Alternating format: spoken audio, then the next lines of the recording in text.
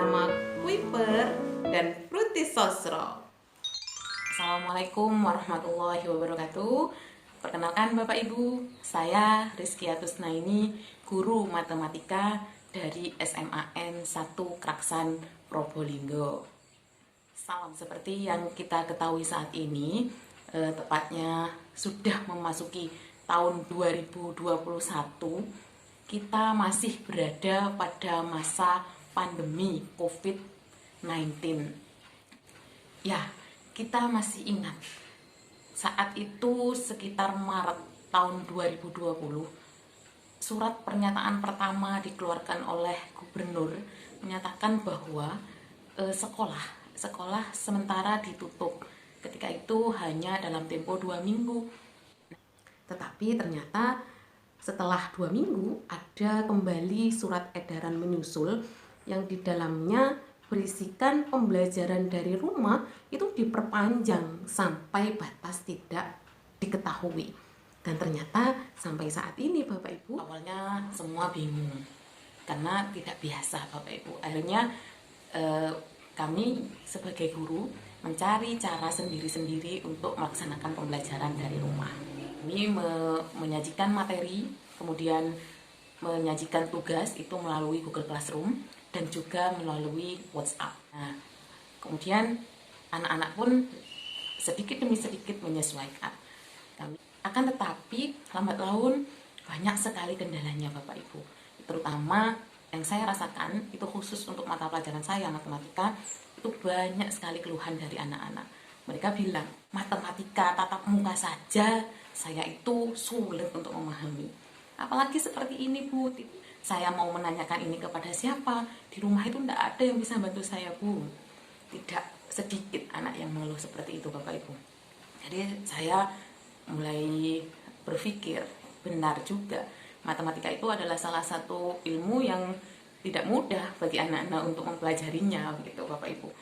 Kondisi ini berlangsung sekitar 1-2 bulan Bapak Ibu. Nah, di saat saya bingung kemudian mencari-cari cara meramu sebuah pembelajaran supaya menarik, ternyata alhamdulillah saya terpanggil PPG Bapak Ibu. Jadi PPG itu adalah sebuah program pengembangan profesi guru dari pemerintah waktu itu. Ketika PPG itu saya mendapatkan banyak sekali ilmu Bapak Ibu, termasuk ilmu tentang mengajar, yaitu ilmu pedagogik, kemudian profesional, ilmu tentang matematika itu sendiri, dan ilmu tentang bagaimana menyusun sebuah perangkat pembelajaran yang bagus. Pelajaran itu harus mengandung TPACK Bapak Ibu, yaitu Technological Pedagogical Content Knowledge. Artinya di dalam sebuah pembelajaran teknologi harus masuk sudah. Ketika kita menyampaikan materinya, teknologi sudah tidak bisa diabaikan. Itu salah satunya. Kemudian yang kedua, pembelajaran itu harus HOTS. HOTS itu Higher Order Thinking Skill. Nah, di situ hubungannya dengan level kognitif Bapak Ibu. Jadi sebuah pembelajaran yang harus kita desain itu harus mampu untuk mengupgrade kemampuan kognitif anak. Kita bisa sampai ke analisis, kemudian mengevaluasi dan mensintesa. Itu pembelajaran HOTS. Selain itu juga di dalamnya harus ada nilai-nilai pendidikan karakter seperti gotong royong, kemudian religius, nah dan sebagainya. Tak lupa pula literasi Bapak Ibu, itu juga tidak boleh ketinggalan. Dan yang terakhir adalah forsis, ya 4C Bapak Ibu. Nah Bapak Ibu, kemudian saya berpikir bagaimana 5 unsur tadi itu bisa masuk, sedangkan kita tidak meninggalkan rasa tertarik anak pada pembelajaran yang kita ajarkan. Dan kemudian saya temukan istilahnya blended learning Bapak Ibu. Blended learning yang terkenal selama ini itu adalah metode pencampuran antara metode pembelajaran daring dan luring. Jadi tatap muka di kelas kemudian dicampur dengan pembelajaran online dari rumah, daring dari rumah, begitu Bapak Ibu. Nah, saya kemudian berpikir kembali, sepertinya sangat tidak mungkin untuk tatap muka dalam pandemi saat ini karena waktu itu daerah saya di Kraksan ini masih termasuk zona hitam Bapak Ibu. Kemudian saya berpikir kembali Bapak Ibu, Dan ternyata saya mendapatkan solusi.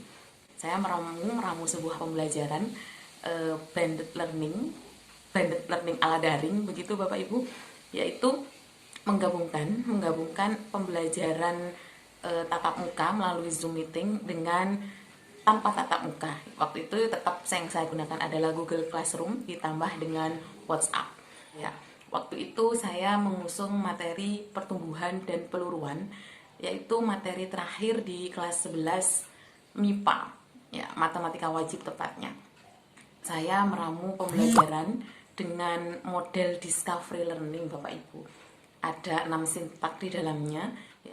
Yang pertama pemberian rangsang, stimulus, kemudian identifikasi masalah.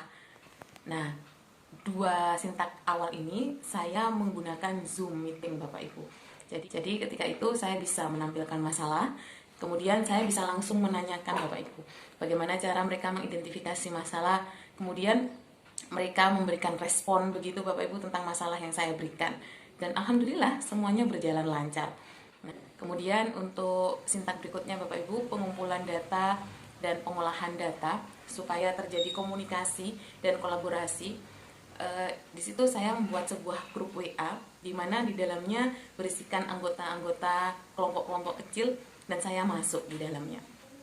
Saya masuk untuk memantau dan sedikit memberi arahan ketika mereka mengalami kesulitan Bapak Ibu. Nah, setelah mereka berdiskusi Bapak Ibu dan menyelesaikan LKPD yang sudah saya berikan, kami kemudian kembali ke Zoom meeting untuk tahap verifikasi atau pembuktian. Dalam tahap ini Bapak Ibu, saya memilih 2 orang untuk mempresentasikan hasil dari yang sudah mereka diskusikan. Dan untuk sintak terakhir Bapak Ibu, yaitu tentang penarikan kesimpulan. Nah, penarikan kesimpulan ini sengaja tidak saya lakukan sendiri. Saya memilih dari beberapa anak yang mau. Harapan saya kan jika mereka mampu untuk menyatakan sebuah kesimpulan, artinya mereka paham dengan apa yang sudah kita pelajari waktu itu. Dan tak lupa pula pada akhir pembelajaran saya melakukan refleksi, menanyakan mereka bagaimana menurut mereka pembelajaran yang sudah kita laksanakan begitu Bapak Ibu, apakah cukup membantu atau sama saja.